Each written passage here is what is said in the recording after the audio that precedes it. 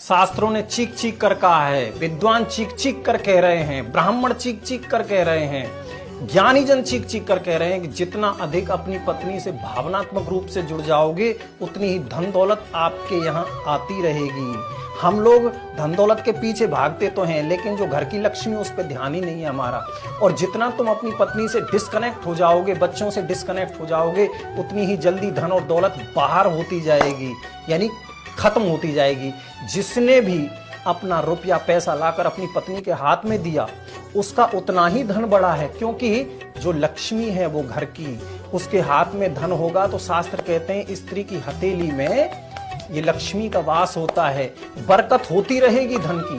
पत्नी सिर्फ भोग के लिए नहीं होती, ये समझ लेना। जो अपने पति को पतन से बचा ले वही तो पत्नी है, जरा ध्यान दो। जो बेटा अपनी माँ के पैर दबाता है उसकी 3 चीजें जल्दी बढ़ती हैं दोस्तों।